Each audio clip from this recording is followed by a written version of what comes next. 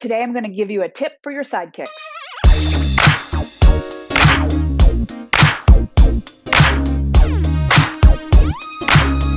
Hey, my name is Gretchen. I am founder of Balance to the Core. If you're new here, hit that subscribe button as well as the bell next to it to get notified whenever I have a new video, because I'm here every week. So today I'm going to give you a little tip on your side kicks and how you can get the most juiciness, details out of the move so you can get results faster. If you like these details and you want to work with more detail in your workouts, I've got an awesome 5-day challenge for you. It's free, and you can go to the link below in the description to sign up. And if you see this video later and the challenge is not going live right now, don't worry, just put your name on the wait list because there will be another one soon. Let's go over this tip. Now, the reason why I'm giving this tip is one, when I started Pilates, I did the side kicks so wrong. And I don't think wrong is the right word, because it's never wrong to do anything.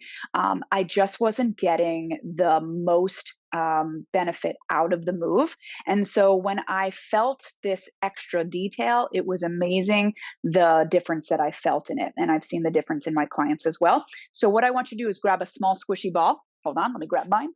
Should have come prepared. Here you go.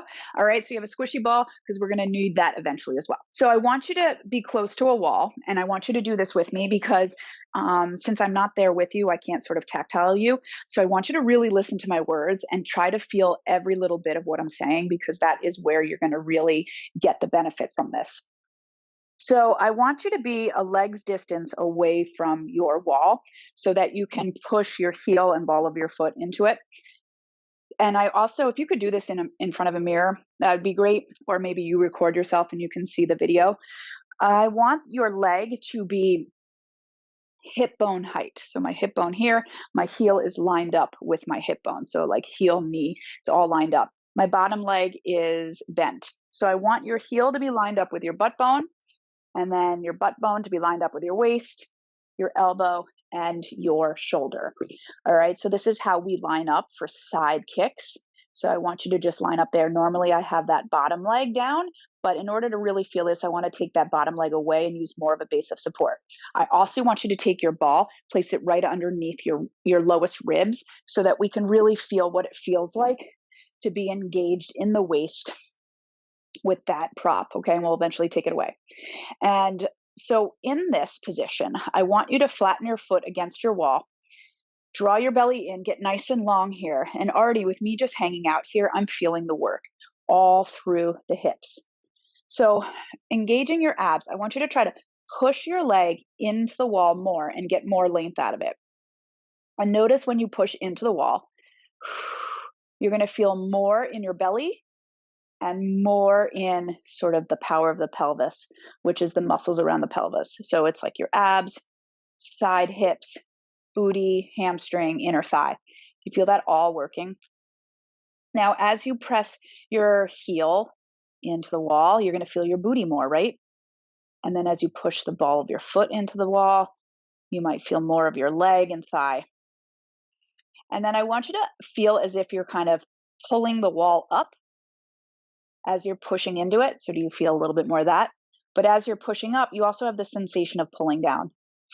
I know it's a lot. I know it's a lot to think about, but there's so many muscles that are around our hips that we don't utilize enough. And if we can really balance out those muscles and make them all work together so no muscle overworks, that's where you're going to find true strength and true flexibility.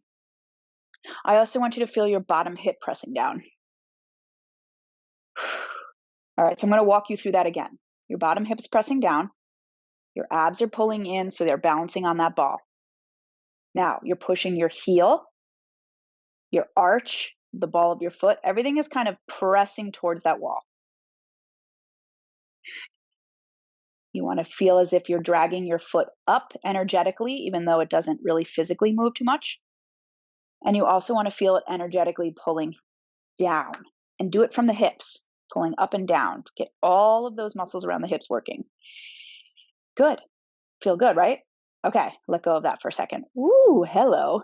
Okay, so now I want you to kind of come away from the wall a little bit more, and I want you to push just the ball of your foot into that wall, the whole ball of your foot, not your toes.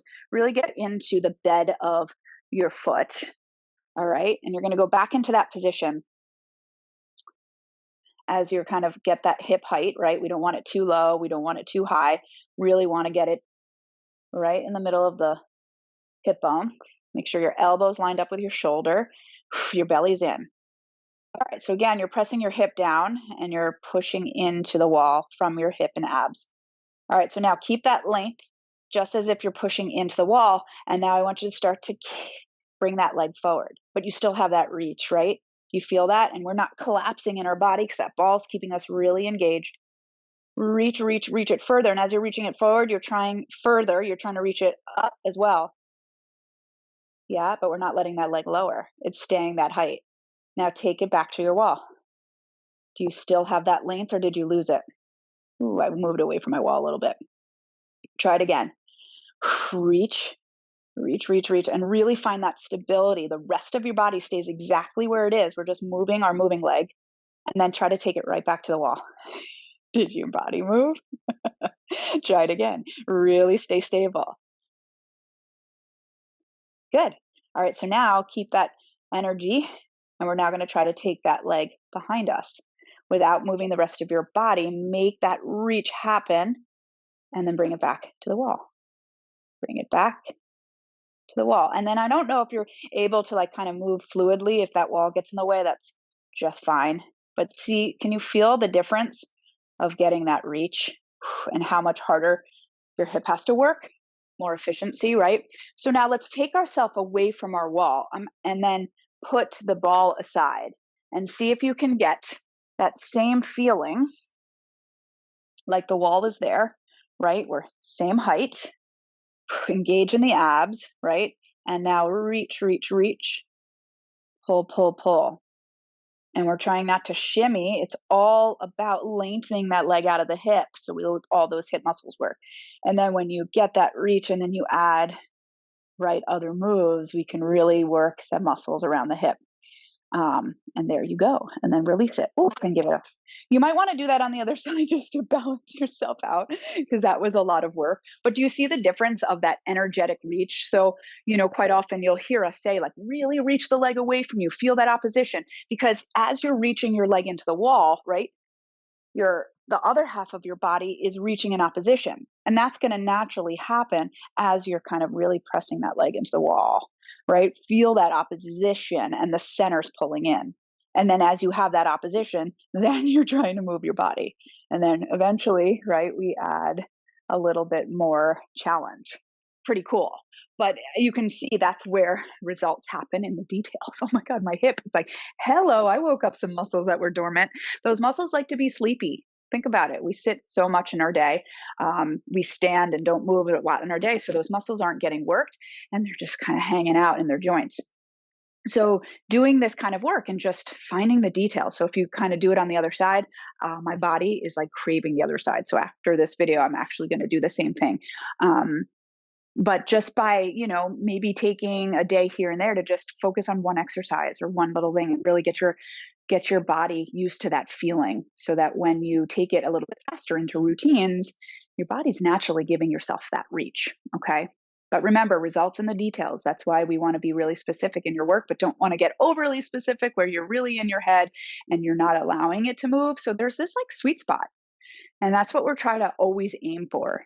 But it's your intention and what you're doing. If you're connected with your mind doing this work, you'll get there. You'll get there. But breaking down exercises is fun, and taking a day here or there to really focus on one exercise is kind of fun too, to really get the benefit out of the move. So if this was helpful, give it a like. And if you want to join that 5-day challenge, hit the link below. And, we start in January, but if you're watching this later, I'm going to have plenty of them during the year. So just put your name on the wait list so you know when the next one is. All right. Thanks so much for watching, and I'll see you next time on the mat. Take care.